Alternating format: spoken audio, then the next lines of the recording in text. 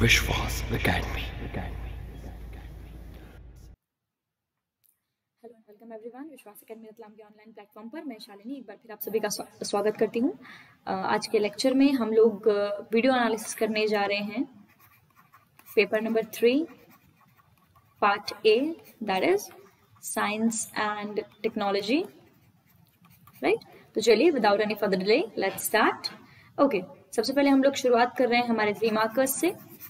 3 markers में जो question number 1 आपको पूछा गया था वो था आर्टिफिशियल इंटेलिजेंस। देखिए, इस क्वेश्चन से ही आपको थोड़ी सी और जो हिंट है वो मिल जानी चाहिए कि इफ हमसे आर्टिफिशियल इंटेलिजेंस पूछा गया है यानी कि इस स्ट्रीम के कोई भी क्वेश्चन हमसे 3 मार्कर के तौर पे पूछे जा सकते हैं, राइट। तो मैं यहीं आपको हिंट आउट कर देती हूँ। आप इसी के साथ साथ मशीन लर्निंग को भी रेडी करें। मशीन लर्निंग के साथ साथ आप इंटरनेट ऑफ थिंग्स यानी कि IoT को भी रेडी करें, राइट।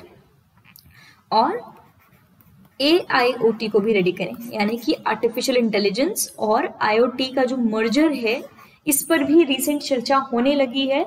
तो आप लोगों को ये बेसिक टेक्नोलॉजीज हैं जो नई नई इमर्ज हो रही हैं, एज वेल एज जो न्यूज में बनी रहती हैं, जिनके आने वाले समय में बहुत से अनुप्रयोग आपको देखने को मिलेंगे, इन चीजों को आप लोग रेडी करते रहें, राइट। ये न्यूज में भी बनी रहती हैं एज वेल एज बहुत सारे जो टेक्नोलॉजिकल एडवांसमेंट्स हैं आज की डेट में वो इनके दम पर किए जाने वाले हैं। तो इन दोनों तीनों को आप रेडी रखें। एज वेल एज एक सजेशन और दूंगी, बहुत से लोगों के बीच में मन में कंफ्यूजन रहता है AI और मशीन लर्निंग में, वो लोग आइडेंटिफिकेशन नहीं कर पाते हैं क्या होता है। आप लोग ये भी रेडी करें कि मशीन लर्निंग क्या चीज है, आर्टिफिशियल इंटेलिजेंस क्या चीज है, राइट। तो चलिए हमारे आंसर पे आते हैं कि आर्टिफिशियल इंटेलिजेंस को कैसे डिफाइन किया जाना चाहिए। देखिए, जब भी किसी टेक्नोलॉजी पे बेस्ड 3 मार्कर आपको आए तो आपको उसको किस तरीके से डील करना चाहिए थोड़ा सा देखेंगे। सबसे पहले तो आप बताएं कि इसकी शुरुआत कब से हो रही है। AI की शुरुआत समहाउ 1950 से होती है ना। आप टेक्नोलॉजी के यदि फादर का नाम या उसको ओरिजिनेट करने वाले का नाम, उसके जनक का नाम जानते हैं तो जरूर लिखें। जॉन मैकार्थी आर्टिफिशियल इंटेलिजेंस के जनक माने जाते हैं, है ना। इसी के साथ साथ आप ये बता दें कि आप इस शब्द से या इस तकनीक से क्या समझते हैं। तो आप बताएं ये कंप्यूटर विज्ञान की एक शाखा है यानी कि branch of computer science, right. इसमें क्या किया जाता है, कंप्यूटर विज्ञान की ऐसी शाखा है जो कंप्यूटर के इंसानों की तरह सोचने, समझने, सीखने और समस्या को हल करने, है ना, साथ ही साथ निर्णय लेने की क्षमता को दर्शाता है, राइट। कुछ इस तरीके से हमको उसको डिफाइन करना चाहिए टेक्नोलॉजी को, है ना। यूजेस बता सकते हैं आप, जैसे रोबोटिक्स, है ना, एटसेट्रास। नंबर ऑफ अनुप्रयोग है आज की डेट में। तो कोई भी टेक्नोलॉजी जो है आपको इस तरीके से ही उसको समझाना है, कब शुरू हो रही है, उसके यदि जनक का या उससे रिलेटेड किसी इंपॉर्टेंट पर्सनालिटी का नाम जानते हैं तो जरूर लिखना है ना। डिफाइन करें क्या बताना चाहती है, इसके यूजेस क्या है वो बताएं। किसी भी टेक्नोलॉजी को आपको ऐसे ही लिखना है। अच्छा, अब मैंने आपसे एक सवाल रेज किया था, what is the difference between AI and machine learning. तो ध्यान दें, मशीन लर्निंग जो है उसके अंदर सोचने, निर्णय लेने जैसी क्षमता नहीं होती है। मशीन लर्निंग ऐसी चीज होती है कि आपने एक मशीन को कोई पर्टिकुलर चीज कोड करके सिखा दी कि जब भी आपके सामने ऐसी चीज आए you have to perform this way. तो मशीन लर्निंग अपने आप वो चीज सामने आते ही जैसा बताया गया है वैसा एग्जीक्यूशन कर देगी, वो सीख लेगी, समस्या को हल कर देगी। लेकिन सोचना, समझना, निर्णय लेना ये आर्टिफिशियल इंटेलिजेंस के माध्यम से हो सकता है, मशीन लर्निंग के माध्यम से नहीं हो सकता है। चलिए देखेंगे अब अगला क्वेश्चन। ओके, नेक्स्ट क्वेश्चन में हमसे पूछा गया है रैंसमवेयर के बारे में, है ना, कि रैंसमवेयर के बारे में आपको 3 मार्कर लिखना है। सबसे पहले तो आपको पता होना चाहिए कि ransomware is a kind of virus, है ना। तो क्वेश्चन रिलेट करता है आपका वायरसेस से, तो डेफिनेटली आपको यहाँ पे सीधे तौर पे केवल रैंसमवेयर को समझा देना है कि रैंसमवेयर क्या चीज होती है। चलिए देखेंगे किस तरीके से इसको लिखना है आपको। यहाँ पे आप बताएं कि रैंसमवेयर जो है बेसिकली टाइप ऑफ वायरस है, एक प्रकार का वायरस है ये, है ना। अब ये करता क्या है, कैसा वायरस है, तो ध्यान रहे किसी भी कंप्यूटर या मैं कहूंगी संचार के जो उपकरण होते हैं यानी कि कम्युनिकेशन के जो इंस्ट्रूमेंट होते हैं, है ना, उनमें इंटरनेट के माध्यम से एंटर करता है, उनमें इंटरनेट के माध्यम से एंटर करता है और उस सिस्टम को लॉक कर देता है। बेसिकली रैंसमवेयर एक प्रकार का वायरस है जो किसी भी कंप्यूटर या संचार के जो माध्यम होते हैं या संचार के जो डिवाइसेस होते हैं, इंस्ट्रूमेंट होते हैं, उपकरण होते हैं, उनमें इंटरनेट के माध्यम से एंटर करता है और फिर उस सिस्टम को लॉक कर देता है। अब देखिए इसके नाम क्या क्या जुड़ा है, रैंसम। रैंसम का मतलब होता है फिरौती, है ना। तो ये बेसिकली ऐसा वायरस है जो आपके सिस्टम को लॉक कर देता है और फिर सिस्टम को खोलने के लिए आपसे फिरौती मांगी जाती है, पैसे डिमांड किए जाते हैं। जैसे वो पैसा ट्रांसफर हो जाता है फिर सिस्टम को खोल दिया जाता है। रैंसमवेयर अटैक्स बहुत सारे हुए हैं। देखिए कई बार क्या होता है कि थ्री मार्कर जो है रैंसमवेयर के नाम से भी बन जाता है। वेरियस रैंसमवेयर्स के नाम आपके सामने आए होंगे। जैसे अभी रिसेंट की मैं बात कर दूं 2020 थानोस, रिसेंट रैंसमवेयर है। 2019 की हम लोग बात करें रॉबिनहुड। 18 की बात करूं मैं तो RYNK। इस तरीके से एक लेदर लॉकर करके भी आया था 2017 में। तो हमको इस प्रकार के जो रैंसमवेयर्स के नाम है वो थोड़े बहुत पता हो ताकि हम लोग इजीली क्वेश्चंस को डील कर पाए, है ना। तो आप यहाँ पे उदाहरण दे करके बता सकते हैं, फॉर एग्जाम्पल, राइट। ऐसे आपने देखा होगा क्रिप्टो लॉकर, बैड रैबिट, वॉनाक्राई नाम का रैंसमवेयर था, बहुत फेमस ना, रिसेंट न्यूज में भी रहा है कुछ समय। तो होपफुली आपको समझ में आ गया होगा कि हमको ये क्वेश्चन को कैसे डील करना है। चलिए देखेंगे question number next. Okay, next question में आपसे पूछा है DNA फिंगरप्रिंट। DNA फिंगरप्रिंट क्या है? अच्छा, DNA fingerprint also a kind of technology. तो जैसे मैंने आपको आर्टिफिशियल इंटेलिजेंस के बारे में लिखने बताया था, वैसे ही आपको DNA फिंगरप्रिंट के बारे में भी लिखना है। देख लेते हैं किस तरीके से लिखेंगे, राइट। यहाँ देखें, सबसे पहले तो शुरू कब हो रहा है? शुरुआत हो रही है 1984, है ना। जैसे मैंने आपको बताया था कि आप लोग जरूर बताएं अगर इनसे जुड़ी पर्सनालिटी का नाम जानते हैं, जनक का नाम जानते हैं, तो इनके जनक का नाम है एलेक्स जेफरी, है ना। अब आप बता दें ये क्या चीज होती है और एंड में आप बता दें इसके यूजेस क्या है या अनुप्रयोग क्या है। तो क्या चीज होती है तो सभी को मैक्सिमम पता ही है कि किसी भी व्यक्ति के शरीर में जितनी भी कोशिकाएं होती हैं, जितनी भी सेल्स होती हैं, उनका DNA टाइप जो होता है वो एक ही होता है। और आप किसी भी कोशिका का DNA पिक्चर लेंगे तो वो सेम रहता है ना। तो सभी एक ही प्रकार की कोशिका के DNA चित्र प्राप्त होते हैं, चाहे आप ब्लड से लें, है ना, चाहे आप हेयर से लें या किसी भी अदर DNA जहां पाया जाता है उस पार्ट से लेंगे, तो सेम टाइप का ही DNA पिक्चर आपको मिलता है। इसी पिक्चर को हम बोलते हैं DNA फिंगरप्रिंट, राइट। तो बेसिकली अब इसका यूज हम कहाँ करते हैं? जैसे आप देखिए कि कई बार अगर आपको कोई हेरिडिटरी बीमारी है ना, वंशानुगत बीमारी, उसका पता लगाने के लिए, या आपने देखा होगा कई बार जो कल्प्रिट्स होते हैं उनको पकड़ने के लिए भी करते हैं। इसी के साथ साथ जो बायोलॉजिकल मदर फादर हैं उनका पता लगाने के लिए। तो इस तरीके की जो चीजें हैं उनमें इसका यूज किया जाता है। साथ साथ में एक चीज और आपको बताऊं, पैतृक संपत्ति का अगर कोई दावा कर रहा है तो उस दावे को प्रूव करने के लिए भी वो DNA टेस्ट करके प्रूव कर सकता है। तो इस तरीके से चूंकि सेम DNA पिक्चर्स मिलते हैं, इन पिक्चर्स को ही हम क्या बोलते हैं? DNA fingerprints.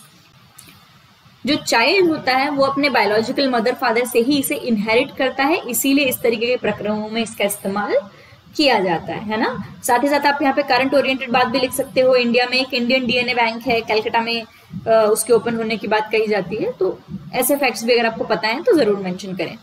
चलिए देखेंगे question number next. Question number next में आपसे पूछा है बारकोड के बारे में कि बारकोड क्या चीज होती है।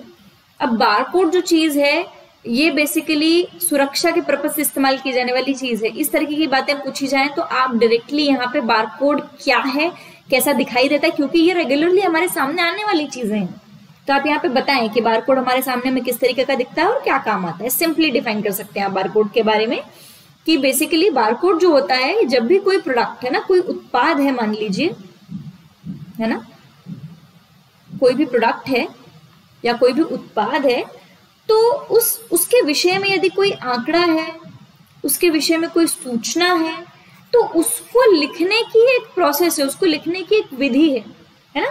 इस सूचना को क्या किया जाता है? ऐसे बारकोड जो होते हैं पैरेलल लाइंस के फॉर्म में होते हैं, राइट। अब जैसे ही आप इसको किसी बारकोड रीडर से या बारकोड स्कैनर से स्कैन करेंगे तो ये जो छुपी हुई इंफॉर्मेशन है ये आपके सामने आ जाती है, राइट। अब जो ये बारकोड होते हैं ये दो टाइप के हो सकते हैं। अगर 1D बारकोड है तो इसको बोलते हैं लीनियर बारकोड, ये कुछ ऐसा पैरेलल लाइंस में दिखाई देता है। एक होता है 2D बारकोड, है ना, ये होता है आपका QR कोड। आपने देखा होगा आजकल बहुत सी जगहों पे QR, आप लोग पेटीएम वगैरह भी करते हैं, कई शॉप्स पर QR कोड होता है। जैसे आप उसको स्कैन करते हैं तो आप जो हिडन चीज होती है वहां तक पहुंच जाते हैं। तो बेसिकली वो जो स्कैनर होता है वो क्या करता है, QR कोड को रीड कर लेता है और आपको जो इन्फॉर्मेशन देनी है वहां तक पहुंचा देता है। तो वैसे ही आपका बारकोड होता है, बारकोड 1D है और QR कोड 2D है, ध्यान रहे। इस तरीके से आप इसको बता सकते हैं कि ऑनलाइन पेमेंट्स वगैरह में इस्तेमाल होता है, बहुत सी जानकारियां वगैरह देने के लिए प्रोडक्ट्स के साथ लगाया जाता है। इस तरीके से आप इसको बता सकते हैं। चलिए देखेंगे question number next. Question number next में आपसे पूछे गए हैं आइसोटोप्स। टर्मिनोलॉजी है, टर्मिनोलॉजी वाली चीजों को जैसी टर्मिनोलॉजी होती है वैसा का वैसा ही सिंपली तौर पर डिफाइन कर दें आप, इससे अधिक इसमें लिखने की कुछ भी आवश्यकता नहीं होती है। तो आइसोटोप्स के बारे में आई गेस आप सब जानते होंगे आइसोटोप्स क्या होते हैं, है ना। किसी एक ही तत्व के परमाणु जिनकी परमाणु संख्या क्या हो, समान हो, लेकिन उनका जो परमाणु भार हो वो भिन्न हो। तो ऐसे जो तत्व होते हैं उन्हें क्या बोला जाता है, आइसोटोप्स बोला जाता है, यानी कि हिंदी में बोलते हैं समस्थानिक, है ना। हिंदी वालों के लिए विशेष बोलूंगी, आप लोग जो दोनों टर्मिनोलॉजी हिंदी इंग्लिश दोनों को आप लोग जरूर पढ़ें, आइसोटोप्स आइसोबार्स, आपको सारी टर्मिनोलॉजीज पढ़नी चाहिए। इंग्लिश वालों को हिंदी पढ़ने की जरूरत नहीं पड़ेगी, बट हिंदी वालों को दोनों पढ़ना चाहिए, क्योंकि आप लोगों से दोनों ही लैंग्वेजेस में कभी भी पूछ लिया जाता है। आप लोग यहाँ पे एग्जाम्पल्स भी जरूर मेंशन करें अगर आपको आइसोटोप जानते हैं, जैसे कार्बन, है ना, C12 भी होता है, C13 भी होता है, C14 भी होता है।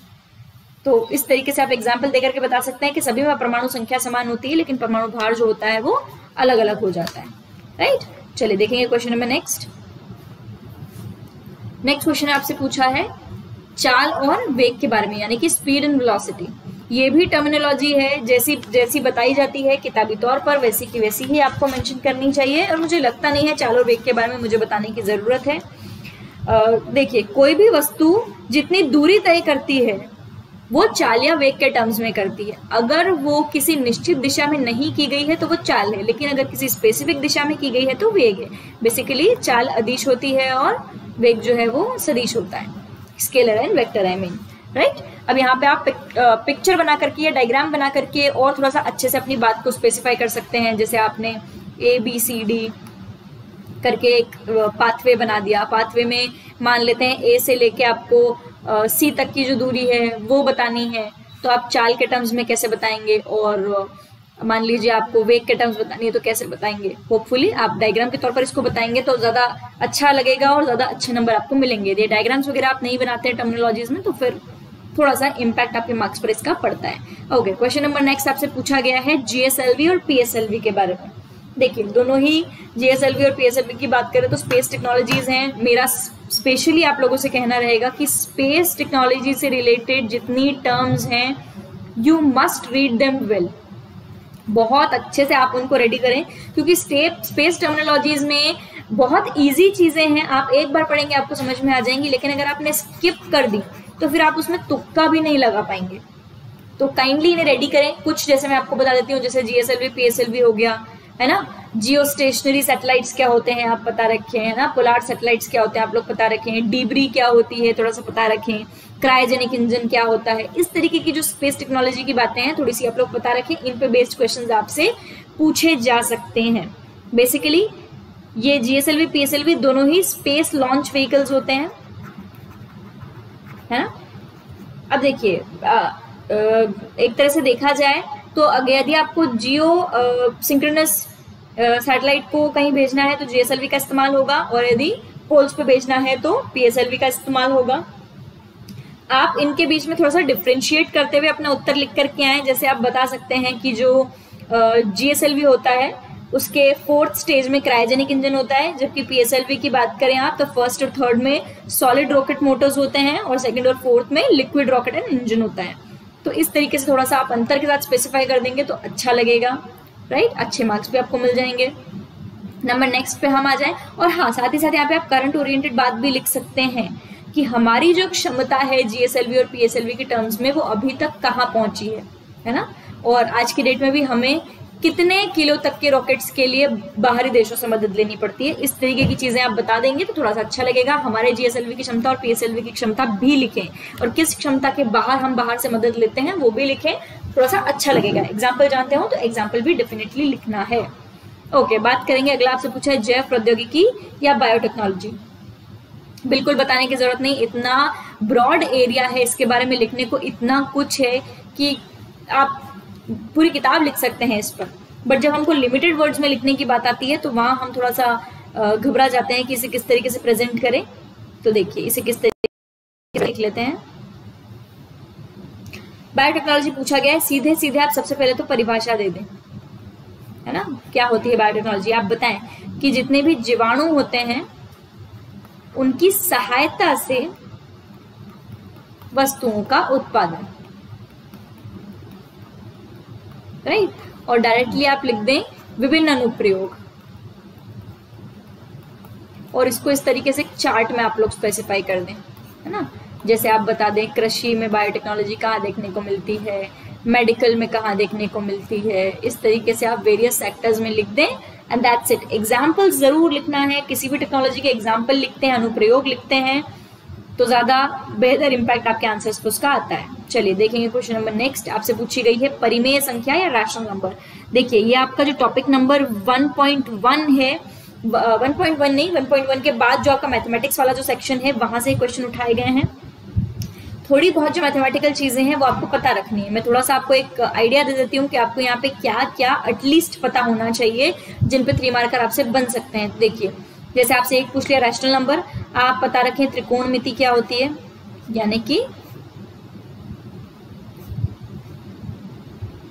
त्रिकोणमिति आपको पता हो, आपको क्षेत्रमिति पता हो, है ना, आपको साथ ही साथ टाइप्स ऑफ जितने भी ट्राइंगल्स हैं, है ना, आपको पता हो, चतुर्भुज के जितने प्रकार हैं आपको वो पता हो, है ना।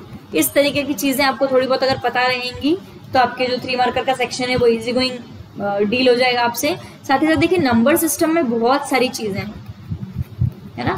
जैसे आपसे अभी यहाँ पे पूछा है परिमेय संख्या, ऐसे आपसे पूछ सकते हैं पूर्णांक क्या होते हैं, है ना। तो ये इस तरीके की जो चीजें हैं थोड़ी सी पता रखें। पूर्णांक जो है वो इंटीजर्स हैं, त्रिकोणमिति ट्रिग्नोमेट्री, क्षेत्रमिति मेंसुरेशन, त्रिभुज ट्रायंगल, और चतुर्भुज भी आपको पता होगा जिसमें 4 भुजाएं होती है। बेसिकली ये जो छोटी छोटी चीजें हैं इन पे बेस्ड, ये बहुत छोटी चीजें हैं, ये आपको 10th की जो एमपी बोर्ड की बुक है उसमें बहुत अच्छे से मिल जाएंगे। इससे ज्यादा ऊंचे लेवल का आपसे पूछने भी नहीं वाले हैं। तो अगर आप ये छोटी मोटी चीजें पढ़ लेंगे तो ये जो आड़े टेढ़े 3 मार्कर होते हैं ये भी हमारे हाथ से जाएंगे नहीं, और हमारे लिए ये 3 नंबर बहुत इंपॉर्टेंट है। यहाँ एक एक नंबर से जहाँ रैंक चेंज होती है वहाँ 3 नंबर तो बहुत मायने रखते हैं, राइट। तो रैशनल नंबर क्या होते हैं, आई डोंट थिंक मुझे बताने की जरूरत है, फिर भी मैं बता देती हूँ। रैशनल नंबर वो होते हैं जिनमें अंश और हर के फॉर्म में संख्या लिखी होती है ना।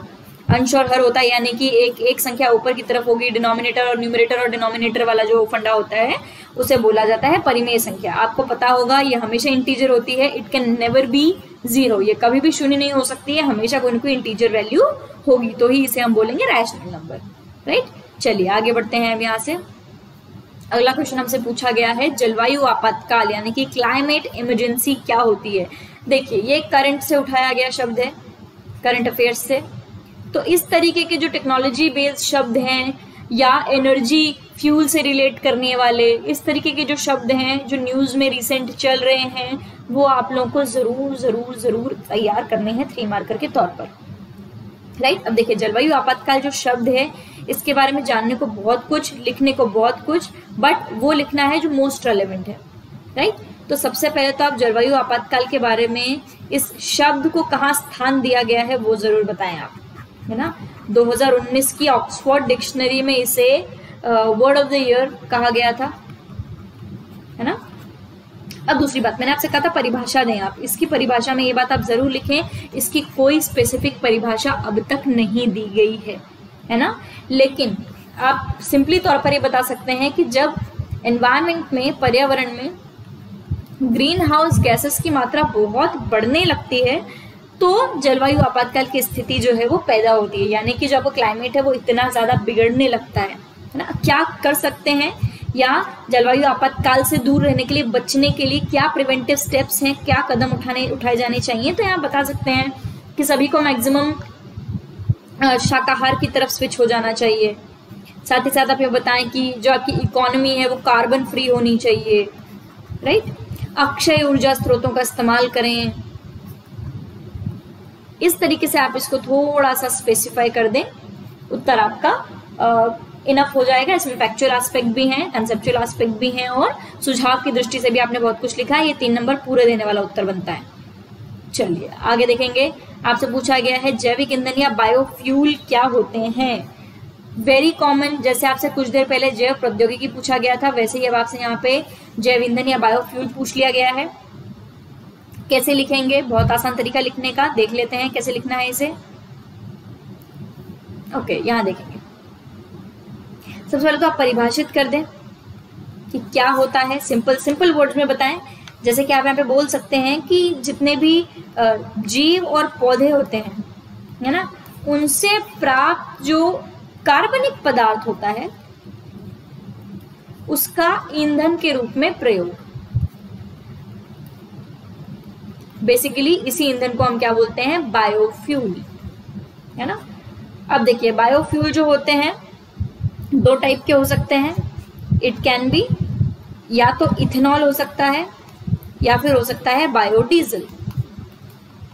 बता दें आप, फिर आप इसके स्रोत बता दें कि हाल फिलहाल किन किन स्रोतों से हमको ये मिल रहा है ना। जैसे एक बड़ा कॉमन है जेट्रोफा।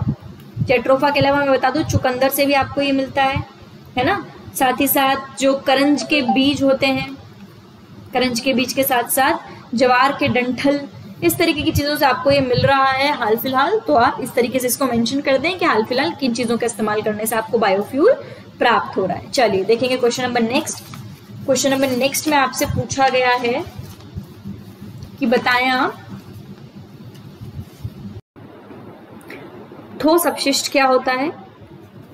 चलिए देखेंगे ठोस अपशिष्ट क्या होता है, इसे किस तरीके से आपको मेंशन करना है। देखिए अब ठोस अपशिष्ट भी जो है ये भी रोजमर्रा में आपके सामने आने वाली चीजों में से है। किस तरीके से मेंशन करेंगे, आप यहाँ बता सकते हैं कि ये कहाँ से मिल रहा है। आवासीय इलाकों से, या औद्योगिक और वाणिज्यिक स्रोतों से, और साथ ही मानवीय गतिविधियों से, ह्यूमन एक्टिविटीज, है ना। इन सब जगहों से जो बेकार की चीजें मिल रही हैं या जो ठोस कचरा आ रहा है, इसी को बोला जाता है ठोस अपशिष्ट, है ना। अब इसे 3 रूपों में हम लोगों ने बांट रखा है। सबसे पहला तो होता है इसका मूल आधार, दूसरा होता है इसमें आने वाली सामग्री, और तीसरा है इस सामग्री के खतरनाक कारक, राइट। तो मूल आधार तो यही तीनों हैं, घरेलू और आवासीय, औद्योगिक, वाणिज्यिक और मानवीय गतिविधियां, ये इसके मूल आधार हैं। अब सामग्री क्या क्या आती है, जैसे कई बार कांच, मेटल्स, प्लास्टिक, जो बहुत इजीली खत्म नहीं होने वाले हैं, इनको हम एकदम से जो इनका निपटान है वो नहीं कर पाते हैं, ऐसी सामग्री सामने आती है। अब जब निपटान करने जाते हैं या निपटान नहीं करें तो कौन कौन सी विषैली चीजों का खतरा है। तो देखिए कई चीजें जहरीली हो सकती हैं, कई चीजें आग पकड़ सकती हैं, ज्वलनशील हो सकती हैं, कई चीजें रेडियो एक्टिव एलिमेंट हो सकती हैं, कई आप चीजें देखेंगे कि इन्फेक्शियस हो सकती हैं। तो इस तरीके से आप इसको बता दें, है ना। आप यहाँ पे बता सकते हैं इनके निपटान के लिए हम आज की डेट में क्या कर रहे हैं, रीयूज, रिड्यूस, रिसाइकल, इस तरीके से आप एक आधी लाइन यहाँ पे मेंशन करें तो आपने उसकी डेफिनेशन, उसके एलिमेंट्स के साथ साथ करंटली क्या इस्तेमाल हो रहा है निपटान के लिए वो भी मेंशन कर दिया है, and that would be enough for the answer. चलिए आगे देखेंगे। आगे आपसे पूछा गया है कॉपीराइट के बारे में। व्हाट इज कॉपीराइट, कॉपीराइट होता क्या है ना। मेरे हिसाब से आप सभी को पता होगा, मुझे बहुत ज्यादा बताने की जरूरत नहीं है इसको, राइट। क्या होता है कि जितने भी इंटेलेक्चुअल प्रॉपर्टीज के मालिक होते हैं, है ना, जितने भी लोगों के पास इंटेलेक्चुअल प्रॉपर्टी है, बौद्धिक संपदा है ना, तो उनके मालिकों के क्या कानूनी अधिकार है, उनके पास क्या लीगल राइट्स है अपनी बौद्धिक संपदा के प्रति, इसी को बोला जाता है कॉपीराइट, राइट। तो यहाँ देखिए कॉपीराइट का मतलब ये होता है कि जिस एकमात्र व्यक्ति जिसके पास वो बौद्धिक संपदा है वो ही कोई अन्य इसी बौद्धिक संपदा की प्रतिलिपि बना सकता है या फिर इसकी कॉपी करने के लिए अलाउ कर सकता है। इसके लिए जो पहला एक्ट आया था वो आ रहा है आपका 1912 में, है ना। उसके बाद 1957 में बना है और 58 से वो एक्टिव हुआ है, राइट। जैसे मान लीजिए किन किन एरियाज में होता है, बुक्स में होता है ना, म्यूजिक में होता है, सिनेमा में होता है, एनी इंटेलेक्चुअल प्रॉपर्टी, है ना, जो भी आपकी बौद्धिक संपदा है जो आपने खुद से अपने दिमाग से उपजी है ना, खुद के मन से की है, ऐसी हर चीज को करने वाला व्यक्ति उस बौद्धिक संपदा का मालिक होता है। अब कोई भी मान लीजिए बुक लिखी गई है तो क्या इस बुक की कोई दूसरी प्रतिलिपि बन सकती है या क्या इस बुक को कोई कॉपी कर सकता है, तो इसकी अनुमति देने वाला इकलौता पर्सन उस बौद्धिक संपदा का मालिक ही होगा। इसके लिए जो एक्ट बन रखा है, जिस एक्ट के अंडर किसी कॉपीराइट को रजिस्टर किया जाता है, वो सबसे पहले 1912 में बना, उसके बाद 57 में बना है, लेकिन ये एक्टिव हुआ 58 में, राइट। तो होपफुल्ली आप ये इस क्वेश्चन को भी इजीली डील कर पाएंगे। चलिए अब आगे देख रहे हैं हम लोग। सेकंड लास्ट जो 3 मार्कर आप लोगों से पूछा है वो है उत्क्रमणीय और अनुत्क्रमणीय अभिक्रिया, यानी कि रिवर्सिबल एंड इरिवर्सिबल और नॉन रिवर्सिबल रिएक्शंस। मुझे नहीं लगता ये भी मुझे बहुत ज्यादा स्पेसिफाई करने की जरूरत है, जैसा किताब में दिया है आपको वैसा ही इसको मेंशन करना होता है, बस आप यहाँ पे एग्जाम्पल जरूर लिख करके आए, है ना। उत्क्रमणीय अभिक्रिया क्या होती है, मान लीजिए A+B के रिएक्शन से हमको AB मिला, इफ दोबारा इस AB को तोड़कर हम A और B पार्ट्स में सेपरेट कर सकते हैं तो ये होती है रिवर्सिबल रिएक्शन, राइट। अगर एक बार A+B करने से AB बन गया और अब AB से दोबारा हम A और B को सेपरेट नहीं कर सकते तो ये होती है नॉन रिवर्सिबल, राइट। जैसे आपने देखा है एक तरफ हम नमक और पानी का घोल कर दें H2O और NaCl, है ना, तो जो भी एलिमेंट बनेगा उसको हम दोबारा से गर्म करके नमक और पानी को अलग अलग कर सकते हैं, राइट। अब वहीं अगर मान लीजिए कि दही बन गया है एक बार दूध की रिएक्शन होने से, मान लो दूध और थोड़ा सा दही मिला करके हमने पूरा दही बना दिया, तो इस पूरे दही से वापस दूध नहीं बन सकता है, तो ये हो गई इरिवर्सिबल। तो इस तरीके से थोड़ा आप जो बेहतर एग्जाम्पल्स हैं उनके साथ इसको लिख करके आए, दैट विल बी इनफ। इतनी ही डिमांड है इस क्वेश्चन की, इससे ज्यादा डिमांड नहीं है, इतना भी लिखेंगे तो पूरे 3 मार्क्स आपको मिलने चाहिए। ओके, नेक्स्ट क्वेश्चन में आपसे पूछा गया है मेटाबॉलिज्म या उपापचय, राइट। देखो बेसिकली जितने भी आपकी बॉडी की सेल्स होती हैं, शरीर की जितनी भी कोशिकाएं हैं, उन सभी में बहुत सारी केमिकल रिएक्शंस होती हैं, है ना। तो ये कोशिकाएं क्या होती है, रासायनिक क्रियाओं का संग्रह होती है ना। अब ये रासायनिक क्रिया जो होती है ये 2 टाइप की हो सकती है, या तो ये हो सकता है अपचय या ये हो सकता है उपचय, है ना। अब मैं पहले बात करूं अपचय की, यानी कि एनाबॉलिज्म।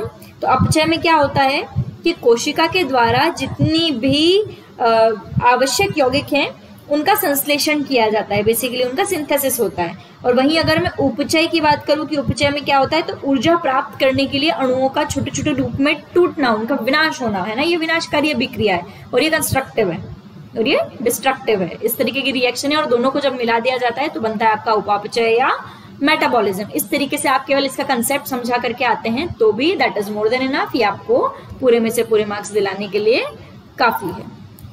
चलिए आगे बात करेंगे हम लोग 6 मार्कर्स की। 6 मार्कर्स शुरू करने से पहले मैं आप लोगों से एक बात कहना चाहती हूँ। देखिए अभी आप लोगों ने देखे 3 मार्कर्स, है ना, और अब मैं शुरू करने जा रही हूँ 6 मार्कर्स। आप लोगों ने 3 मार्कर्स में भी एक बात नोटिस की होगी और वही बात आपको 6 मार्कर्स में भी देखने को मिलेगी कि जितने भी इस पेपर में आपसे क्वेश्चन किए जाते हैं वो या तो टेक्नोलॉजी से होते हैं या फिर वो होते हैं एप्लीकेशन से, राइट। रेयरली ही कोई क्वेश्चन आपसे साइंस या उस पे बेस्ड जो हमारी थ्योरेटिक किताबों में चीजें लिखी उन पे बेस्ड क्वेश्चंस बहुत 0.1% पूछे जाते हैं, है ना। तो बेसिकली जब आपको इस पेपर को रेडी करना हो तो आपका मेन फोकस ये 2 चीजें होनी चाहिए। जितनी भी साइंस में आपने चीजें पढ़ी हैं उनके एप्लीकेशंस पे आपको ज्यादा ध्यान देना है, उसके अनुप्रयोगों पे ध्यान देना है और उसके लिए क्या नई नई तकनीकें इस्तेमाल हो रही हैं और क्या ट्रेडिशनल टेक्निक्स उसके लिए यूज की जाती रही हैं। अगर हम ये सेक्शन कवर करेंगे तो मान के चलिए कि आपके नंबर ऑफ क्वेश्चंस जो आप अटेम्प्ट कर रहे होंगे वो अच्छे खासे होंगे, राइट। कई बार क्या होता है ना कि जैसे आप लास्ट ईयर 2018 का ही पेपर देखेंगे, जो लास्ट एग्जामिनेशन हुआ है इसके पहले, तो 2018 का जो मेंस हुआ था उसमें काफी अनप्रिडिक्टेबल काइंड ऑफ क्वेश्चंस थे। क्यों अनप्रिडिक्टेबल लगे? क्योंकि मैक्सिमम जोन एप्लीकेशन था। टेक्नोलॉजी से भी बहुत कम क्वेश्चन पूछे थे, मैक्सिमम क्वेश्चन एप्लीकेशन से पूछे थे। तो वहां आकर के क्या हो रहा है कि जो व्यक्ति बहुत अच्छे से साइंस पढ़ के गया है, थियोरेटिक किताबों वाली चीजें पढ़ के गया है, उसको ये डील करने में बड़ी प्रॉब्लम आने लगी थी, है ना। और जिन लोगों का ये फंडा क्लियर था उनको वो पेपर बहुत बहुत ईजी लगा, वेरी इजी, कि बहुत बिल्कुल ही बच्चा बुद्धि टाइप की चीजें पूछी गई थी, राइट। तो आपका मेन फोकस इस पे होना चाहिए। और टेक्नोलॉजीज इसीलिए क्योंकि टेक्नोलॉजीज पे आधारित ही पूरा सिलेबस है आपका, है ना। नैनो पूछा है, बायोटेक्नोलॉजी पूछा है, कई सारी चीजें पूछी है। तो ये दो जोन्स पे ज्यादा फोकस करें रादर देन थ्योरेटिक चीजें। ओके, चलिए अब आगे हम लोग कंटिन्यू करते हैं। क्वेश्चन नंबर 1 की सबसे पहले मैं बात करूंगी। क्वेश्चन नंबर 1 पे आपसे पूछा गया है निम्न तापी रॉकेट इंजन क्या है या कैसे कार्य करता है। What is cryogenic rocket engine and how does it work. Okay, देखिए अब इस क्वेश्चन को आपको कैसे अटेम्प्ट करना चाहिए, मैं उस पर आ जाती हूँ। यहाँ पे मैंने आपको बताया है जब भी कोई टेक्निक आधारित प्रश्न आपसे पूछा जाए, कोई तकनीक पे बेस्ड प्रश्न आपसे पूछा जाए, तो आप क्या करें। आप सबसे पहले तो दिमाग में उसका स्कीमेटिक डायग्राम ले आए, है ना। आपके मान लीजिए ये आंसर कॉपी है, ये आपका पेज है, तो वो स्कीमेटिक डायग्राम आपका यहाँ कहीं साइड में बनना चाहिए, राइट। आपके आधे से ज्यादा पेज को वो घेर ले या पूरा पेज घेर ले, ऐसा डायग्राम नहीं बनाना। साइड में एक छोटा डायग्राम बनाना है ना। और पैरेलल आप यहाँ पे भी लिखें, राइट। इस तरीके से आप स्कीमेटिक डायग्राम पहले तो दिमाग में ले आए कि इस तकनीक को समझाने के लिए क्या स्कीमेटिक हो सकता है। फिर तकनीक को आसान भाषा में समझाएं कि क्या होती है ना। उसके बाद जो भी आपसे मेन बॉडी में पूछा गया, जैसे यहाँ पूछा गया कि कैसे काम करता है, तो हम सीधे आ जाएंगे कैसे काम करता है उस पर, है ना। अब दूसरी बात, साइंस में जो भी लोग घबरा रहे हैं कि इतना सारा तकनीकों के बारे में कैसे पता चलेगा, तो एक चीज का आप और ध्यान रखें कि आपको केवल जनरल अंडरस्टैंडिंग की बातें पूछी गई हैं, है ना। यहाँ पे आर्ट्स वालों को या कॉमर्स वालों को किसी को भी ये नहीं सोचना चाहिए कि यार हम कैसे ये सारी बातें बताएंगे। जितना जनरल, देखिए जो न्यूज़पेपर्स वगैरह में आता रहता है, जो जनरली सब पढ़ और समझ सकते हैं, आपको केवल उतनी ही बात करनी है, नॉट मोर देन दैट। उससे ज्यादा की बिल्कुल अंदर जाके डीपली टेक्निक को बिल्कुल समझा रहे हैं साइंटिस्ट की तरह, ऐसा कुछ भी नहीं चाहिए। सिंपल आसान समझाना है आपको, आसान भाषा में, राइट। चलिए अब बात करेंगे हम लोग इस आंसर के बारे में, आंसर को डील करने के बारे में। देखिए सबसे पहले तो स्कीमेटिक आपको बनाना है। मैं आपको समझा देती हूँ कि किस प्रकार का होता है। तो एक क्रायोजेनिक इंजन बेसिकली स्कीमेटिक जो हम बना सकते हैं, मैं बहुत सिंपल सा बना रही हूँ। सबसे पहले आप देखेंगे नीचे नोजल होता है ना।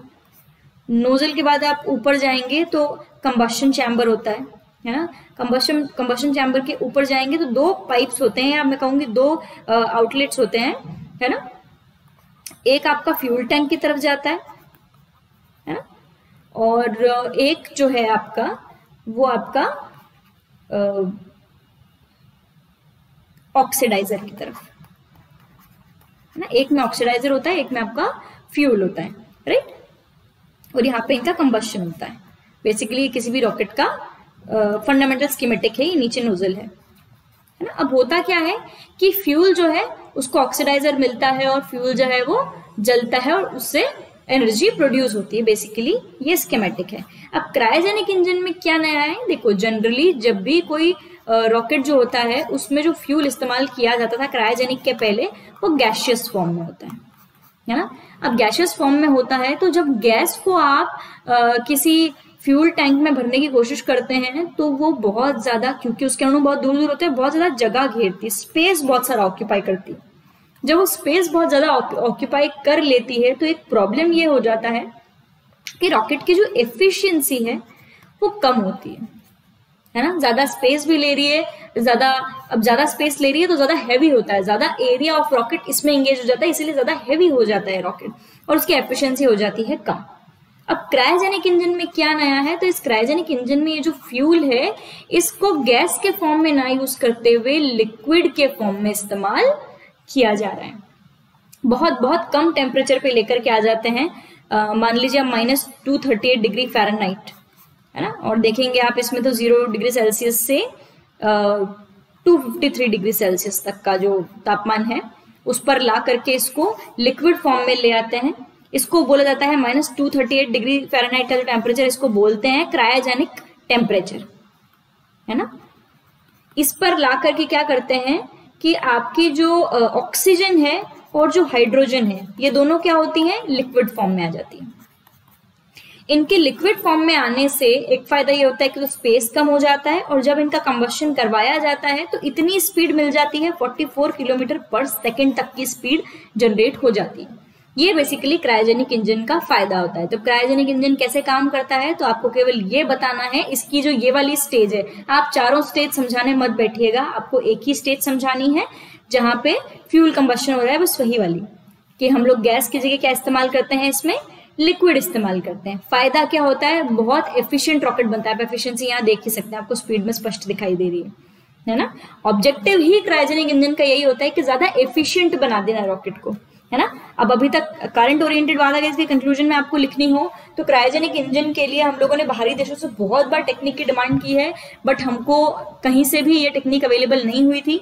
फिर कुछ समय बाद इसरो ने खुद ही इस टेक्निक को खुद के लिए बनाया, और इसके लिए जो बजट असाइन किया गया उसके माध्यम से उन्होंने खुद का क्रायोजेनिक इंजन डेवलप कर लिया है, और लगातार इस पर और काम हो रहा है।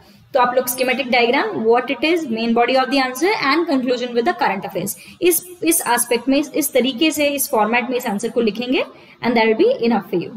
लेकिन डायग्राम जरूर बनाना है, diagram is important here, right. Number 2 पे मैं बात करूंगी, विभिन्न क्षेत्रों में नैनो तकनीक के अनुप्रयोगों की आपको चर्चा करनी है, राइट। अब देखिए, नैनो टेक्नोलॉजी, बायोटेक्नोलॉजी या जितने भी टाइप की टेक्नोलॉजीज हैं, ये तो सब आप वैसे भी अपने जो कोर सिलेबस है उसमें पढ़ते ही हैं। मैं केवल आपको यहाँ पे अनुप्रयोगों की जो लिस्ट होनी चाहिए वो मैं आपको बता देती हूँ कि आपको किन किन सेक्टर्स में इसके बारे में बताना चाहिए, है ना। क्योंकि सेक्टर्स जो है वो यहाँ पे थोड़े से इंपॉर्टेंट है। कई बार क्या होता है कि अगर हमने बहुत अच्छे से इस टॉपिक को स्टडी नहीं किया है तो हम बहुत बचकाना से उत्तर लिख देते हैं, है ना। अब वो जो बचकाना उत्तर है वो तो एक 10वीं कक्षा का बच्चा भी लिख सकता है। तो फिर क्या अंतर उस 10वीं कक्षा के बच्चे में और एक सिविल सर्विस एस्पिरेंट में, है ना। तो इस तरीके से थोड़ा सा आपके आंसर में मैच्योरिटी दिखनी चाहिए। तो मैच्योरिटी के हिसाब से आप ये सोचें कि आप अच्छा उत्तर कैसे देंगे। अच्छा उत्तर देने के लिए थोड़ा सा कंटेंट जो है आपका वो मैच्योर स्तर का होना चाहिए, है ना। चलिए देख लेंगे एक बार इस उत्तर को कैसे लिखा जाना चाहिए, क्या अच्छे पॉइंट्स यहाँ पे मेंशन किए जाने चाहिए। ओके, चलिए क्वेश्चन है आपका नैनो टेक्नोलॉजी के अनुप्रयोगों पर, है ना। इंट्रो में कुछ नहीं करना, आप लोग थोड़ा सा नैनो टेक्नोलॉजी को डिफाइन करें, है ना। डिफाइन करने के लिए आप किसी अच्छे इंस्टीट्यूशन का डेफिनेशन लें ना, किसी अच्छी संस्था के द्वारा दी गई परिभाषा को आप यहाँ पे बताएं, है ना। इस तरीके से आप थोड़ा सा ऑथेंटिक मान लीजिए, जैसे आपने यहाँ पे लिख दिया कि एनी इंटरनेशनल जर्नल कोई आपने साइंस का ले लिया कि उसके अनुसार नैनो टेक्नोलॉजी को इस तरीके से परिभाषित किया गया है, तो यहाँ पे इस तरीके से आप इसको बताएं। फिर आप आ जाएं इसके अनुप्रयोगों पर या इसके एप्लीकेशन पर, है ना। अब एप्लीकेशन को आप अलग अलग सेक्टर्स में स्पेसिफाई करें, है ना। डायरेक्ट आप लिखने ना बैठ जाएं कि इलेक्ट्रॉनिक्स में इसका ये इस्तेमाल है, और इस टाइप से नहीं, आप सेक्टर्स बना दें स्पेसिफिक, और सेक्टर्स में ही आप डायरेक्ट अंदर 3, 4, 5, 6 उदाहरण दे दें तो अच्छा रहेगा। जैसे पहला सेक्टर आप यहाँ पे बता सकते हैं हेल्थ, है ना। हेल्थ में या फार्मास्यूटिक्स में, यहाँ आप इसके बारे में बता सकते हैं। नैनो रोबोट्स बनाए गए हैं जो पर्टिकुलर ऑर्गन को देखने का काम करते हैं, है ना। जो पर्टिकुलर ऑर्गन को ट्रीट करने में या पर्टिकुलर सेल को ट्रीट करने में ट्रेंड होते हैं, इस तरीके से आप बता सकते हैं, है ना। जो फॉरेन बॉडीज होती हैं जो आपकी बॉडी में एंटर कर जाती हैं, उनको डायरेक्टली अटैक करने के लिए भी कई सारे नैनो रोबोट्स वगैरह बनाए जाते हैं। तो ये इसका एक फार्मा में आप देखेंगे तो बहुत सारे नैनो पार्टिकल्स का आजकल इस्तेमाल हो रहा है जो कि केमिकल और कंपाउंड को और एफिशिएंट बनाने का काम करते हैं। तो यहाँ इस तरीके से हेल्थ और फार्मास्यूटिक्स में आप बता सकते हैं। नंबर 2 में आप देखेंगे तो आप बता सकते हैं डिफेंस एंड सिक्योरिटी, है ना, यानी कि रक्षा में।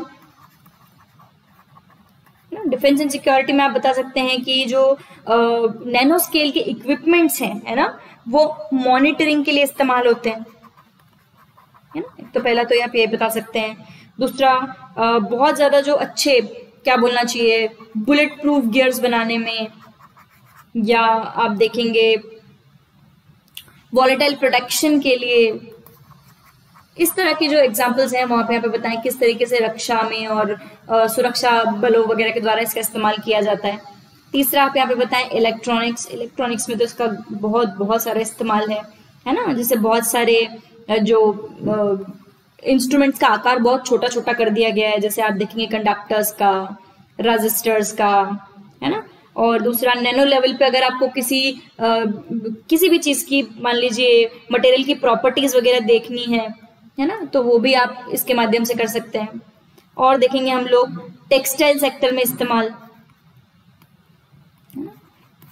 टेक्सटाइल में क्या हो रहा है, तो देखिए जो नैनो फाइबर्स वगैरह हैं उनका इस्तेमाल हो रहा है कपड़े वगैरह बनाने के लिए। तो इस तरीके से जो चीजें हैं उनको आप यहाँ पे मेंशन कर सकते हैं, तो उत्तर जो है आपका और अच्छा बनता है। और अपन देखेंगे यहाँ पे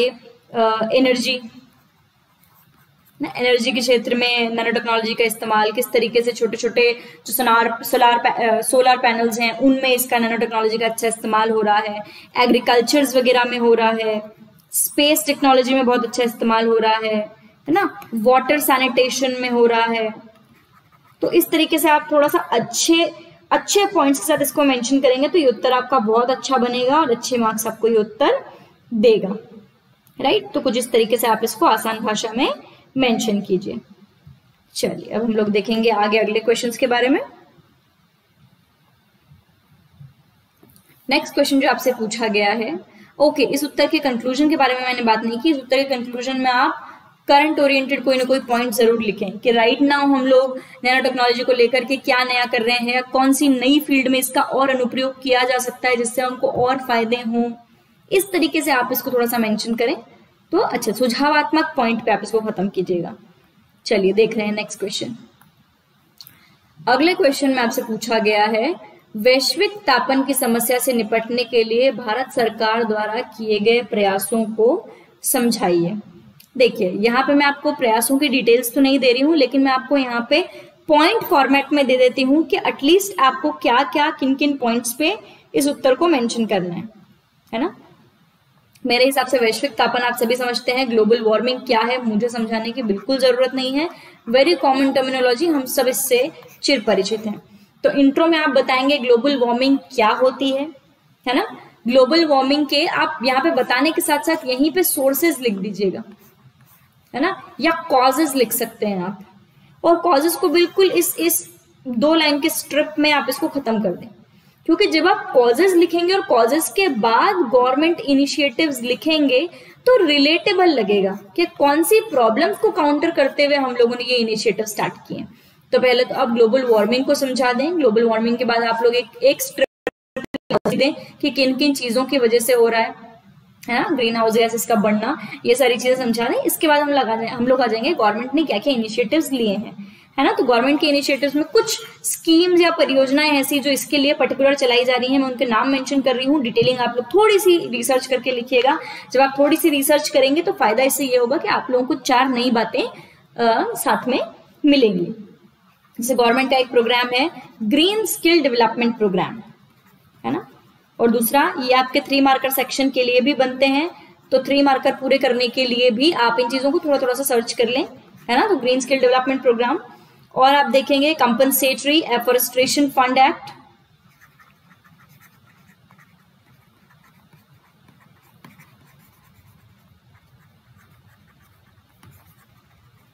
है ना। और हम देखेंगे national action plan on climate change,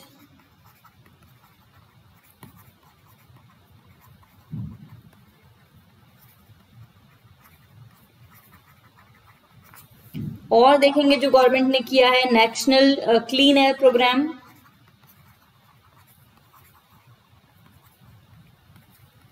right.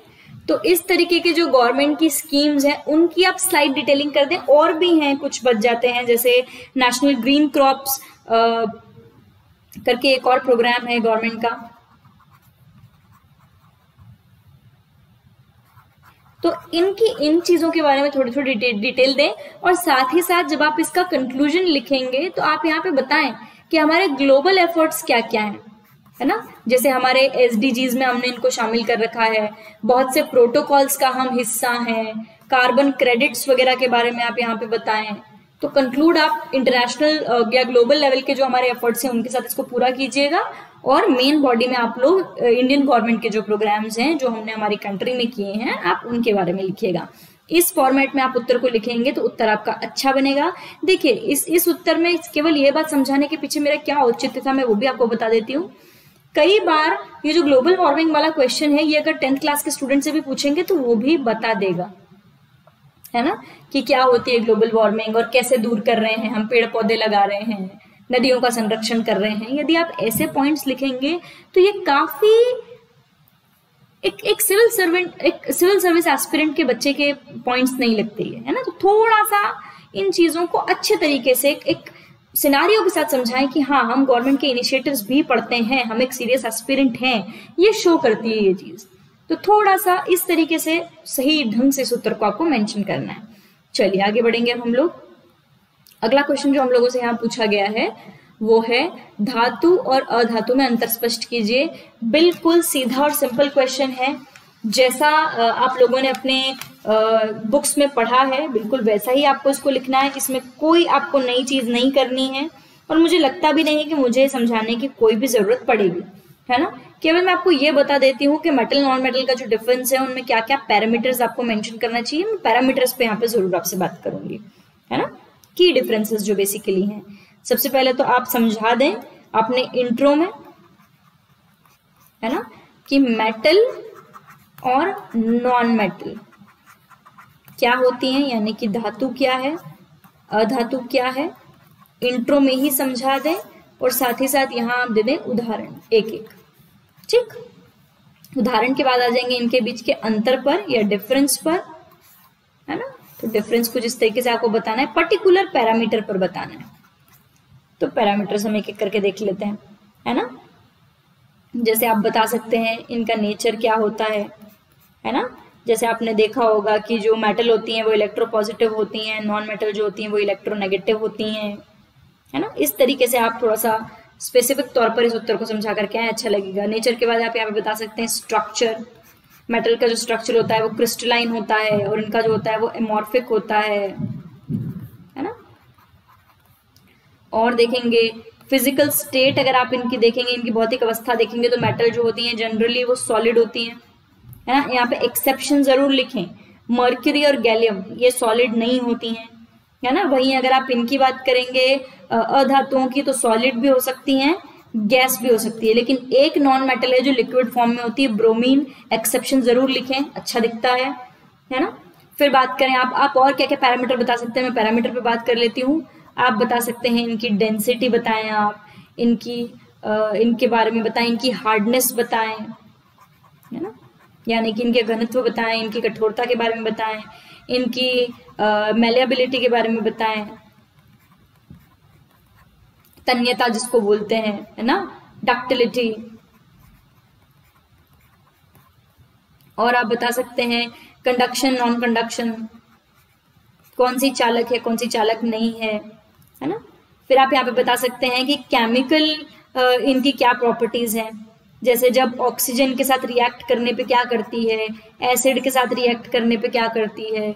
इस तरीके से आप इस आंसर को लिख करके आए। और इनकी क्या ये वन वर्ड चीजें हैं ये समझाने की मुझे जरूरत नहीं है, पर पैरामीटर्स आपको एटलीस्ट इतने जरूर लिखने चाहिए, है ना। अब इसको आप एंड कैसे करेंगे, यदि कोई नई डिस्कवरी हुई है, कोई नया मेटल मिला है, कोई नया नॉन मेटल मिला है, कोई नई स्टेट मिली है मेटल नॉन मेटल की, तो उसको आप यहाँ पे मेंशन करें, इस पॉइंट पे आप इसको खत्म करें। देखिए मेटल नॉन मेटल की वेरियस स्टेट्स जो साइंटिस्ट हैं वो ढूंढते ही रहते हैं, है ना।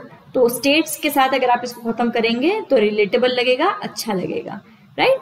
चलिए अब देखेंगे क्वेश्चन नंबर नेक्स्ट हमसे क्या पूछा है।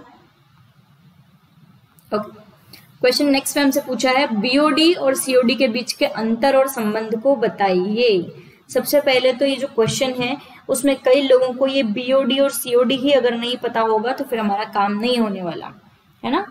बीओडी जो होती है वो होती है आपकी बायोलॉजिकल ऑक्सीजन डिमांड, और सीओडी जो होती है वो होती है केमिकल ऑक्सीजन डिमांड, राइट।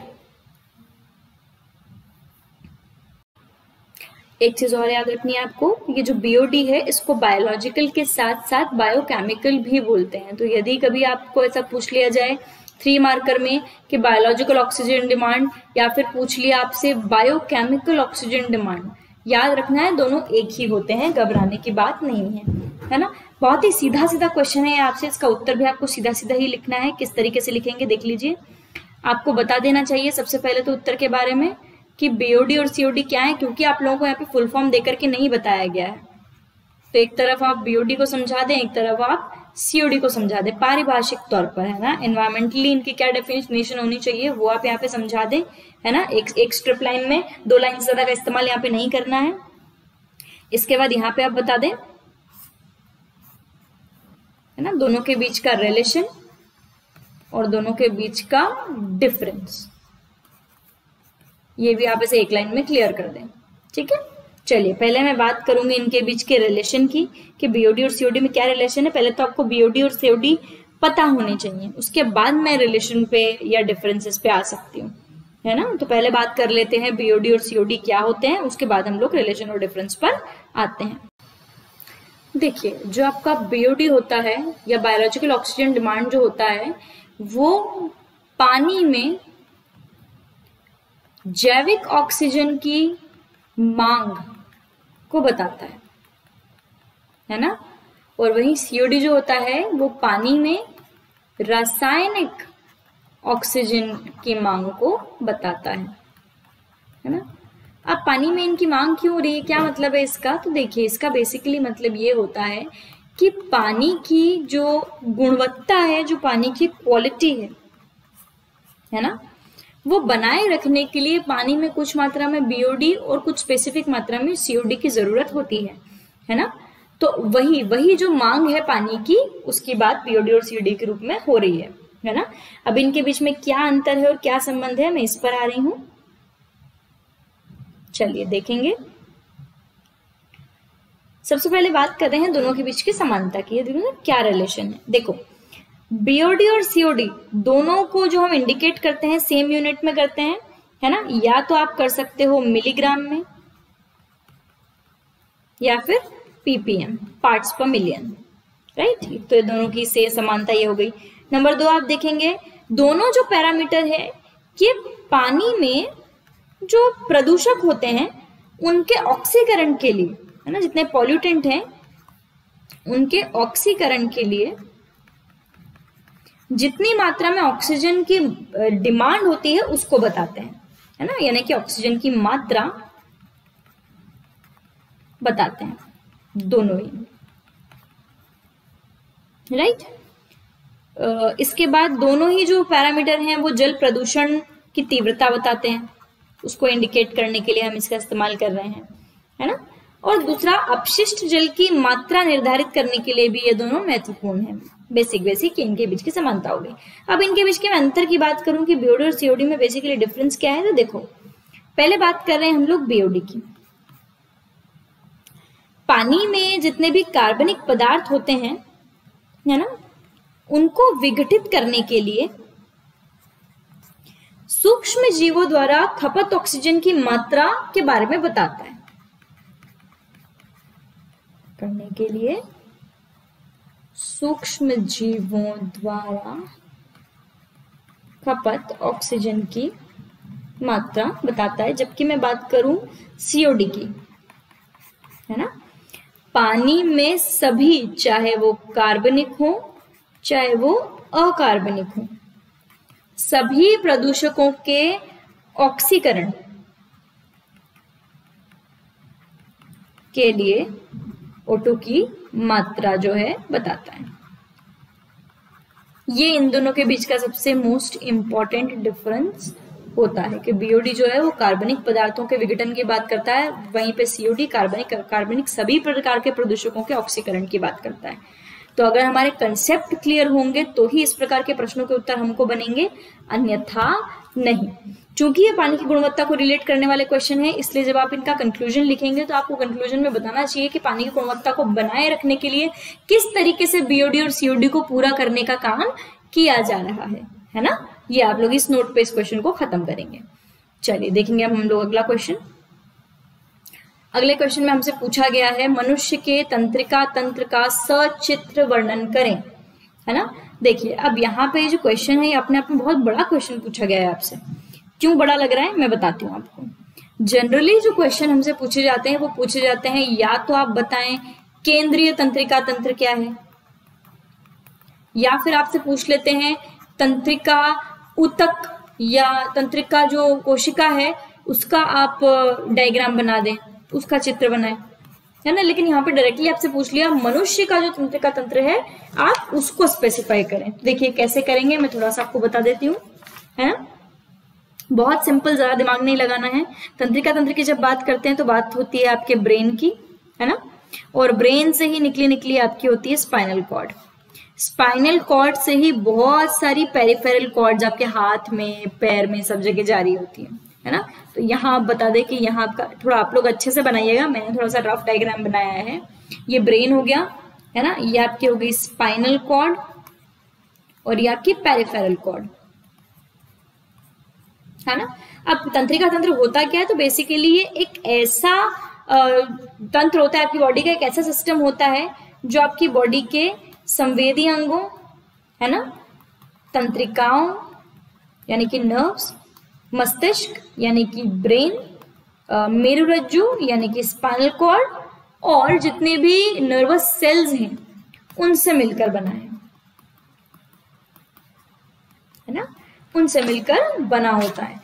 अब मनुष्य की बॉडी में जो तंत्रिका तंत्र होता है वो केवल एक टाइप का नहीं होता, यानी कि केवल क्या बोलना चाहिए, केवल केंद्रीय नहीं होता, और भी टाइप के होते हैं, है ना।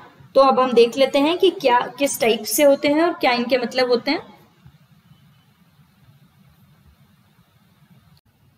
ओके, सो यहाँ देखिए आप इसको आपको किस तरीके से बताना है। यहाँ बताएं मनुष्य में तंत्रिका तंत्र, है ना, और आप यहाँ स्पेसिफाई कर दे इसके सारे टाइप्स। जैसे पहला होता है केंद्रीय, है, दूसरा होता है परिधीय और तीसरा होता है स्वायत्त,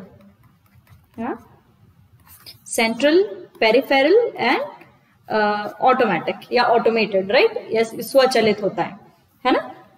अब केंद्रीय में क्या क्या शामिल है, तो केंद्रीय में आपके शामिल हैं आपका मस्तिष्क और आपका मेरुरज्जु यानी कि आपका ब्रेन और आपका स्पाइनल कॉर्ड।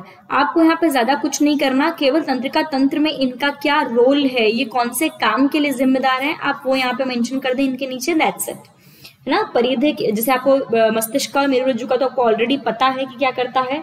मस्तिष्क के तीनों भागों के बारे में लिखे आप, अग्र, मध्य, पश्च मस्तिष्क, और उनके जो काम है वो लिख दें। स्पाइनल कॉर्ड का जो काम है, कैसे सपोर्ट प्रोवाइड करता है, कैसे पेरिफेरल से अटैच्ड है वो बताएं। परिधीय के बारे में आप बता सकते हैं कि केंद्रीय से निकलने वाली जितनी तंत्रिकाएं होती हैं उनसे ही बनता है। और यहाँ पे आप स्वायत्त के बारे में भी बता सकते हैं कि ये भी जो सेंट्रल से निकलती है उनसे ही बनता है, लेकिन दो टाइप का होता है ना, अनुकंपी और परानुकंपी। तो इस पर्टिकुलर चार्ट के अंडर आप इसको खत्म करें। हाँ, यदि आपके पास अच्छा टाइम बचता है तो आप इसके साथ साथ यहाँ पे बता सकते हैं, एक एरो लगा दें और एरो के साथ ही आप जो एक नर्व होती है, जो तंत्रिका कोशिका होती है, उसका जो डायग्राम होता है डेंड्रॉन्स वाला, वो आप यहाँ पे एक बना दें, सो दैट ये डायग्राम आपका कंप्लीट हो जाएगा। यदि इतना समय नहीं बचता है तो आप केवल इतना ही बता दें और तंत्रिका तंत्र में तीनों चीजों को कनेक्ट कर दें कि कैसे आपके जो ब्रेन से लेकर के स्पाइनल कॉर्ड से लेकर के आपके जो पेरिफेरल्स हैं, पेरिफेरल्स जो आपके ऑटोमेटेड हैं, कौन कौन सी चीजें इसमें शामिल हैं, आप यही चार्ट में मेंशन करते जाएं इनके कामों के साथ साथ। इस तरीके से आप इसको खत्म कर दें, राइट। चलिए अब बात करेंगे हम लोग नेक्स्ट क्वेश्चन की। अगले क्वेश्चन में आपसे पूछा गया है कि पर्यावरण प्रदूषण के पीछे जिम्मेदार कारकों की व्याख्या करें। One of the very common question, इतना कॉमन है कि मैक्सिमम आप लोग इसको पढ़ते ही हैं, है ना। अपनी तैयारी के दौरान ये क्वेश्चन से हमारा सामना बहुत बार हो जाता है। एक बार देख लेते हैं कि आपको क्या क्या एटलीस्ट इस लिस्ट में मेंशन करना है ना। लिस्ट में कौन कौन से पॉइंट्स मेंशन करने हैं, मैं केवल आपको वही बताऊंगी। आपको ऑलरेडी मालूम है कि पर्यावरण प्रदूषण क्या होता है, ये सारे पॉइंट्स आप जानते हैं। मैं केवल आपको ये बताऊंगी कि कौन कौन से इंपॉर्टेंट पॉइंट्स के अंडर इस क्वेश्चन को कंप्लीट करना है, right. So point number one हमारे सामने बन रहा है जनसंख्या विस्फोट, सबसे बड़ा कारण, है ना। देखिए पर्यावरण प्रदूषण में आपका सब कुछ शामिल है, जल प्रदूषण, वायु प्रदूषण, भूमि प्रदूषण, है ना, जितने भी ध्वनि प्रदूषण, ये सब चारों मिलाकर ओवरऑल जो आपका एनवायरमेंट खराब हो रहा है वो इन सब की वजह से। तो पहला तो जनसंख्या विस्फोट, है ना। नंबर 2 पे आप यहाँ पे मेंशन कर सकते हैं बढ़ता नगरीकरण, है ना, यानी कि अर्बनाइजेशन। नंबर 3 पे आप मेंशन कर सकते हैं बढ़ता औद्योगिकरण, यानी कि बढ़ता हुआ इंडस्ट्रियलाइजेशन। और देखेंगे जो लगातार हम आर्थिक विकास के लिए ह्यूमन एक्टिविटीज कर रहे हैं, है ना, उनकी वजह से। और परिवहन का जो हम विस्तार कर रहे हैं, हमारी ट्रांसपोर्ट फैसिलिटीज का जो एक्सपेंशन हम कर रहे हैं, उसके वजह से भी हम बहुत सारा पर्यावरण को नुकसान पहुंचा रहे हैं, है ना। जो आधुनिक तकनीकों का इस्तेमाल है वो भी एनवायरनमेंट को हानि पहुंचाता है। मशीन्स जो होती हैं, कई तरह की विषाक्त गैसेस जो हैं वो एनवायरनमेंट को पोल्यूट कर देती हैं, है ना। और देखेंगे और क्या इंपॉर्टेंट पॉइंट्स होते हैं, बहुत ज्यादा मात्रा में माइनिंग जो होती है ना, उत्खनन, that is also disturbing the environment. और आप देखेंगे प्राकृतिक जीवों का विनाश, है ना। और देखें आप जनजातीय लोगों का विस्थापन, ट्राइबल लोग जो एक जगह से दूसरी जगह जाते हैं, है ना, अपने जो ट्रेडिशनल काम है वो नहीं करते, चारागाही जमीन खराब हो जाती है, फिर नई जगह ढूंढते हैं, जो वो लोग झूम खेती करते हैं, उसकी वजह से जो पर्यावरण को नुकसान पहुंचता है, वो सब एक प्रॉब्लम का रीजन है। और आप देखिए one of the very important point यहाँ पे है ठोस अपशिष्ट का निपटान। अभी मैंने आपसे ठोस कचरे की बात की थी, उसका जो निपटान करने के तरीके हम अपना रहे हैं वो भी एक तरह से बहुत ज्यादा पर्यावरण को नुकसान पहुंचाने वाली बात। और आप देखें उर्वरकों का इस्तेमाल, यानी कि फर्टिलाइजर्स का इस्तेमाल। इन पॉइंट्स के साथ आप इस आंसर को मेंशन करें, अच्छे से आप समझाएं कि जनसंख्या का जो विस्फोट होता है किस तरीके से वो रिसोर्सेस की कमी की ओर जाता है, बढ़ता नगरीकरण जो होता है किस तरीके से हमारे यहाँ की जो बायोडाइवर्सिटी है उसको खराब करता है, बढ़ते औद्योगिकरण के बारे में बताएं किस तरीके से हमारा जो पूरा एनवायरनमेंट है वो हानिकारक गैसों से भर जाता है, हमारे जो पानी है वो औद्योगिक पानी की वजह से खराब हो जाते हैं। इकोनॉमिक डेवलपमेंट को बढ़ावा देने के लिए लगातार जो हम बड़ा बड़ा इंफ्रा खड़ा कर रहे हैं और एनवायरनमेंट को हानि पहुंचा रहे हैं। परिवहन के विस्तार के लिए भी हम जो प्राकृतिक चीजें हैं उनको खत्म कर रहे हैं।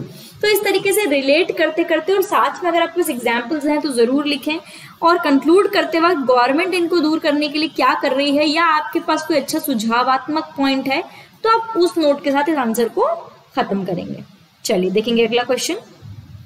अगले क्वेश्चन में हमसे पूछा गया है गति के नियमों को सावधारण समझाइए। इस क्वेश्चन को तो मुझे बिल्कुल नहीं लगता मुझे समझाने की जरूरत है, जैसा आप लोगों से किताबों में पूछा गया है बिल्कुल वैसा ही इसे लिखना है।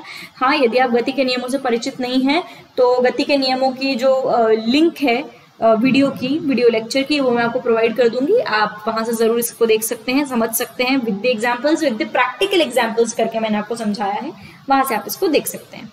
नंबर नेक्स्ट पे आपसे पूछा गया है आंकड़ों के प्रबंधन के लिए प्रयुक्त भौगोलिक सूचना तंत्र प्रणाली के लाभ आपको बताने हैं, यानी कि ज्योग्राफिकल इंफॉर्मेशन सिस्टम जो कि हम डेटा मैनेजमेंट के लिए यूज करते हैं उसकी क्या एडवांटेजेस हैं, है ना, क्यों हम लोग मैन्युअली डेटा मैनेजमेंट नहीं कर लेते, क्यों हम जीआईएस की मदद ले रहे हैं, कैसे हमारे लिए लाभदायक हो सकता है।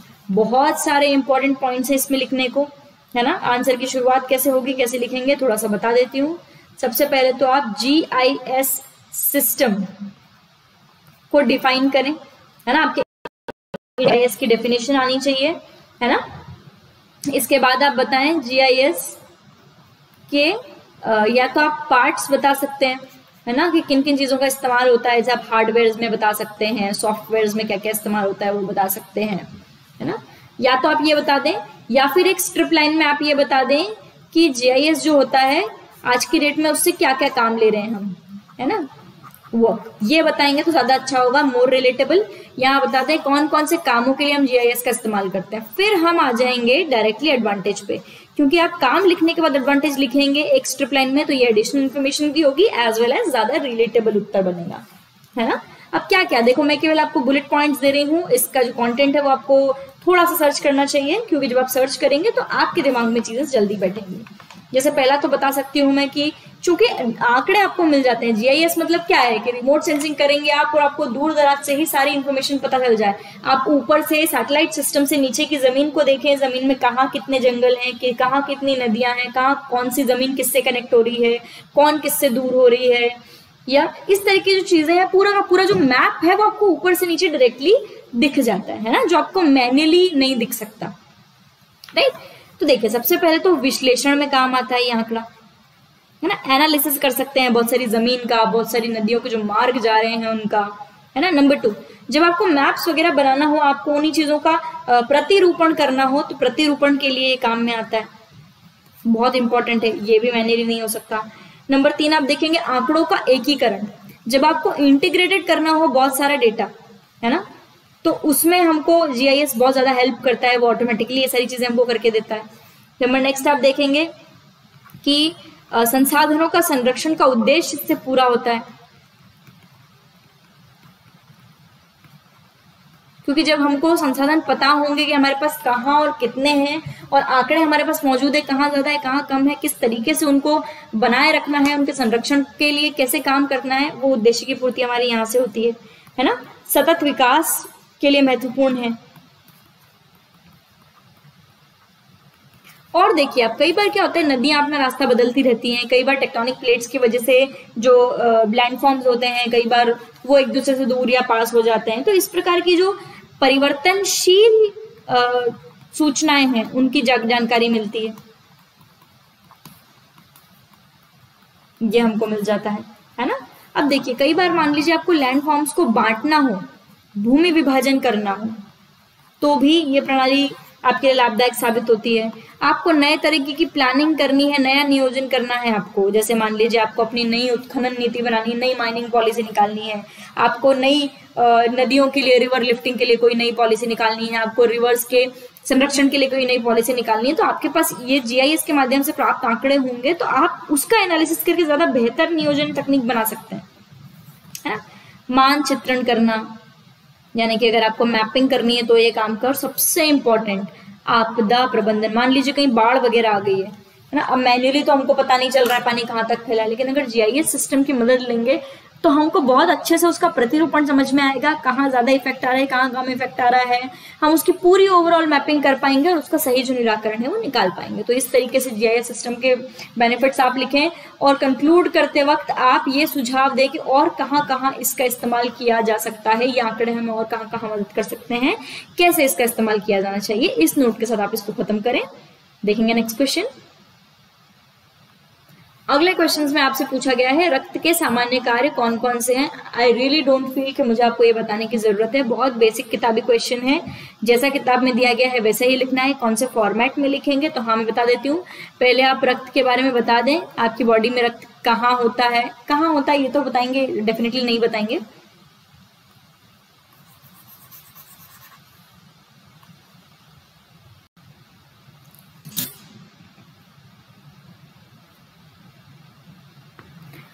दिल कहंदा है कर मोहब्बत, दिमाग कहंदा कर तौबा,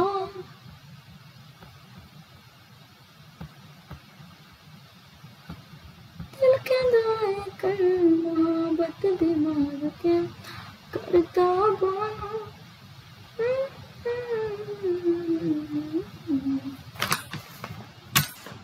शादी का स्वागत कर, हालांकि काफी समय हो गया है।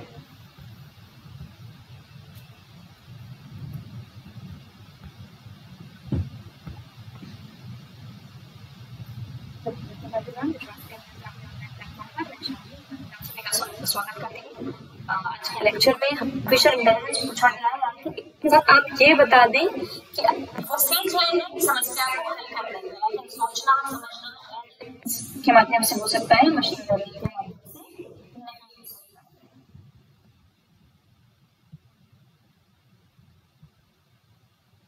चलिए देखेंगे अब अगला क्वेश्चन। नेक्स्ट क्वेश्चन हमसे पूछा गया है जो और जो चूंकि सेम डीएनए पिक्चर्स मिलते हैं, उन पिक्चर्स को हम क्या बोलते हैं,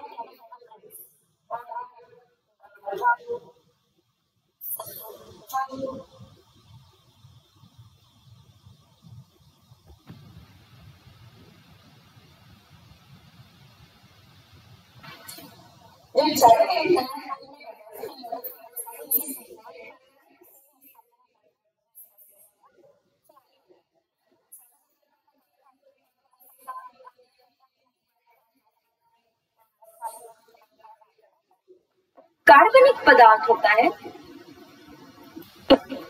करंज के बीच के साथ साथ मेरे साथ को बायोफ्यूल प्राप्त हो। चलो देखिए क्वेश्चन